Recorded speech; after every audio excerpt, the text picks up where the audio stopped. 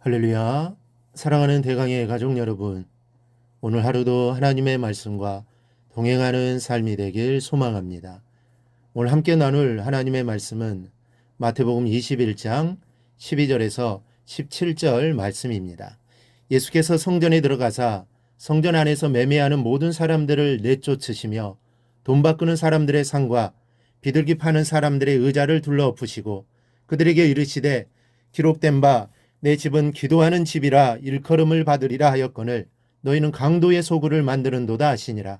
맹인과 전원자들이 성전에서 예수께 나아오매 고쳐주시니 대제사장들과 서기관들이 예수께서 하시는 이상한 일과 또 성전에서 소리질러 호산나 다윗의 자손이 하는 어린이들을 보고 노하여 예수께 말하되 그들이 하는 말을 듣느냐.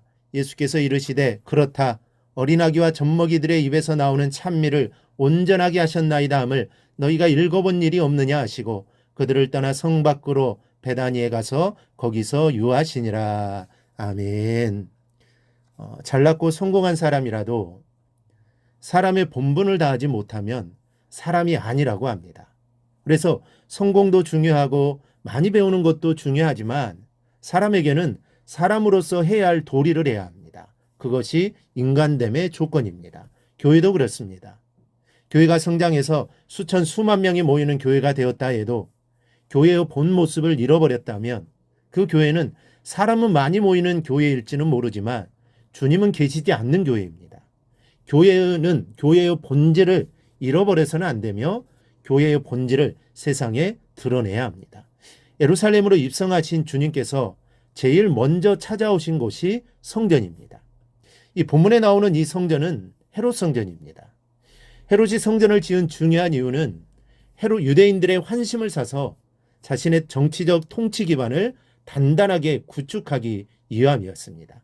그러다 보니 헤롯 성전을 둘러싼 더러운 이권의 연결고리가 형성되었고 제사장들은 제사를 드리기 위하여 성전을 방문하는 자들의 편민을 도모한다는 명목하에 상인들로 하여금 성전에서 장사하게 함으로써 자신의 배를 채우게 되었던 것입니다. 그런데 예수님이 성전에 들어가 보시니 말이 아닙니다. 돈 바꾸는 사람에 비둘기 파는 사람에 그 외에 매매하는 사람들까지 난장판을 이루고 있었습니다. 이런 사람들이 있는 것은 일단 제사를 위해 좋은 것입니다. 그런데 당시 성전에서 팔던 비둘기 한 쌍의 값은 시중가의 80배나 되었고 그 이득 가운데 상당 부분이 제사장들에게 돌아갔습니다. 가난한 사람을 위해 하나님께서 드리도록 허용한 비둘기 제사 제도가 제사장들의 타락으로 말미암아 그 실효를 거두지 못하게 되었던 것입니다. 이런 모습에 노하신 주님께서 상과 의자들을 둘러엎으시고 매매하는 모든 사람들을 내쫓으시면서 이렇게 말씀하셨습니다.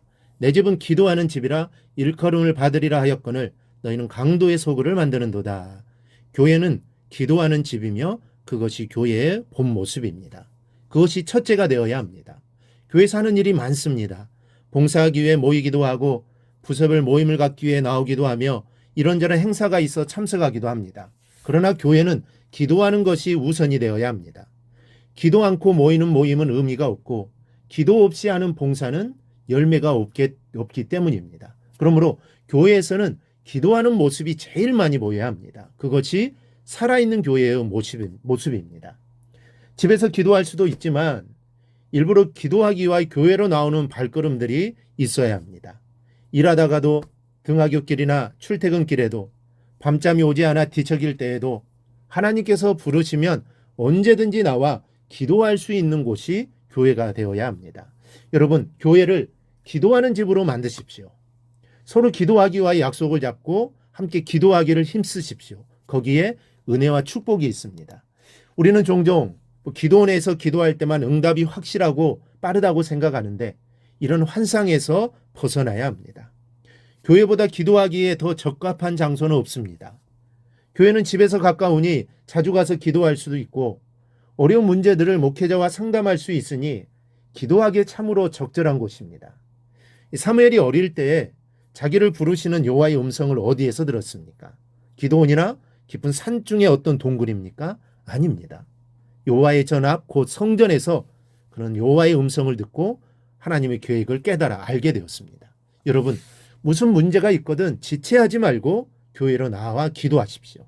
교회는 자기 백성의 기도를 듣기 위해 하나님께서 임재하여 계시는 만민의 기도하는 집입니다. 그러니 교회를 자주 찾아 기도하시기 바랍니다. 하나님이 우리의 기도를 들으시고 응답해 주실 것입니다. 그리고 교회가 기도하는 집이 되면 고침의 역사가 나타납니다.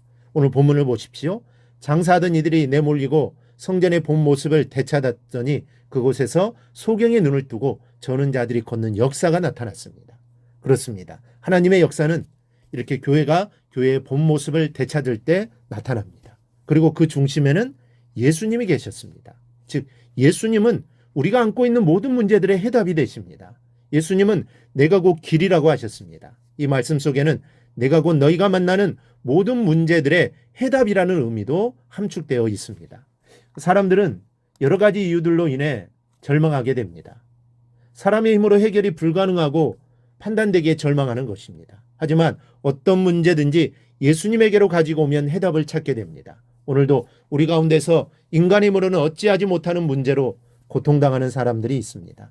그러한 사람은 예수님께 나아가야 합니다. 예수님을 만나야 합니다. 어떤 문제든 예수님을 만나기만 하면 해답을 얻게 됩니다. 여러분에게 무슨 문제가 있습니까? 기도를 통해 말씀을 통해 예수님을 만나시기 바랍니다. 그리하면 여러분의 문제가 해결되는 역사가 일어나게 될 것입니다. 오늘 말씀을 통해 교회는 기도하는 곳임을 알고 교회에 나와 기도하여 주님을 만나 모든 문제가 해결되는 역사가 임하기를 바랍니다. 그리하여 기도의 사람이 되기를 주님의 이름으로 축원합니다. 오늘 묵상한 말씀을 굳게 잡고 삶으로 실천하며 살아내는 대강의 모든 성도들이 되기를 축복합니다.